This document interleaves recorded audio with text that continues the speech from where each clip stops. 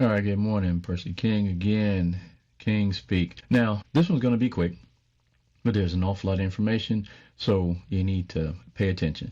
This one's about how Trump had the U.S. military to blow up that alleged drug boat off the coast of Venezuela.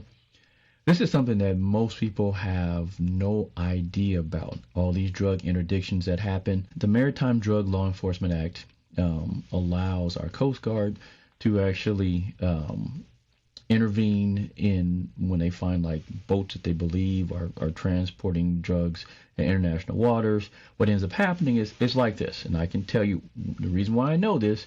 I'm a former assistant federal defender here in the Metro District of Florida, the Tampa Division, and most of the cases, at least probably 90% or more, actually go to the Tampa Division. The U.S. government, at least the DOJ, basically put it together where they have teams of people to do most of the cases there. So at any point in time when I was with the office, we had at least 100 per year or so of these cases.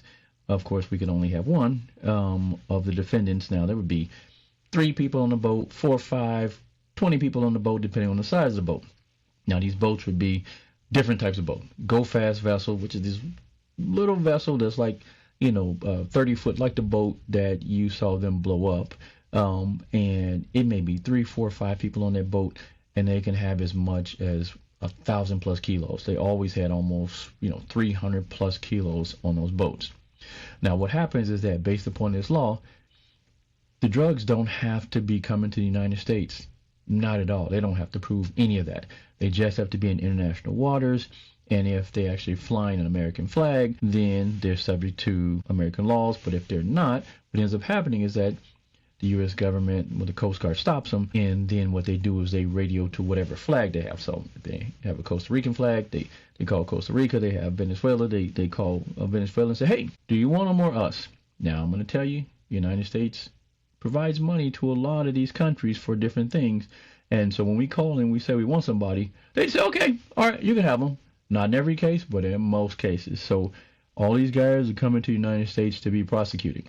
At any given time, there's 500 to 1,000 plus of them who end up going through our court system and going to prison every year. All right. So once they call and then they get them, they end up, being, put off in Miami, at the station there. Then they take care of them. Then they send them to wherever they're going to be prosecuted, which, like I said, most of them are going to be prosecuted in Tampa.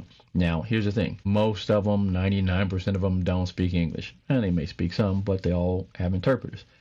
I've had these guys where, they all spoke Spanish. I also had one who spoke indigenous mosquito. That's basically the natives in Costa Rica. That is their language. And we had to get an interpreter.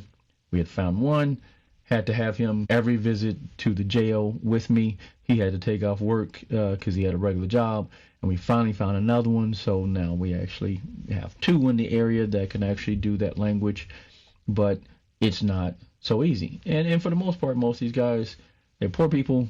They truly don't have anything to do with the drug business, meaning that the chances of somebody being on one of those boats actually having real value to the cartel or whatever, maybe 0.1%.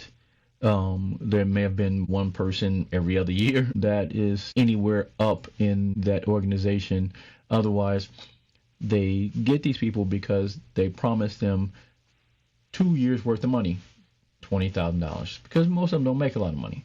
So they say, okay, well, you get on this boat and basically you take these to this place and, you don't have to worry about it. You're going to, get, X amount of money. We may give you a little money ahead of time. So you send it to your family. So now your family's going to eat for the next 6 months.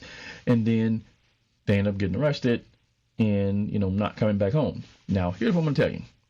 Up until about 5 years ago, the only person that didn't get the minimum mandatory, because there's a 10-year minimum mandatory for these, was the person who got the 5K. The first person, it was a race to the courthouse steps to basically be the one who was going to inform the government and cooperate so they can get that 5K so they wouldn't be stuck with a 10-year minimum mandatory.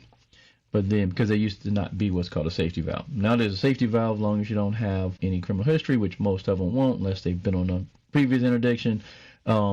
They can get a lesser sentence. And I can tell you the lowest sentence I've seen is one that I actually got somebody, which was 34 months, and that was over 1,000 kilograms on that boat. Yeah, I did that. Now, here's the thing with that. We know that 11 people got killed. Now, out of that 11 people, the chances that one of them had any real value to that organization or was really within the organization and not somebody that they just paid probably 2%, that there was one. So the chances are they just killed a bunch of poor people. That's just what it is. I've had a lot of these cases. Almost at all times when I was with the office, I had anywhere from 4 to 8 of these cases. So I've had a lot of them. So I know. And through the office, so many have come through in talking back and forth to other lawyers, to the individuals that they got through the Criminal Justice Act who, were private attorneys because our office could only have one on each boat. I know for a fact that most of those folks have very little to do with the business. So chances are they just killed a bunch of poor people and wanted to look like they really did something. Now, I really wish that if you're going to kill somebody, that you actually, they actually killed somebody who was of value to the organization. They're likely laughing like they just killed some poor fools, and now those families, who they were out there doing crazy things for, trying to make sure that they could make it, they won't have their loved ones coming home. So that's it. I'll have a longer one sometime soon, kind of going through the law on this and how it's really interesting, because a lot of people believe that this just goes in line with the United States wanting to be the world police, because there's no requirement that the drugs have to be coming to the United States. So it's not like it's a guarantee that they're just stopping crime coming into the United States. As always, like, subscribe, share this, comment, and we'll talk soon.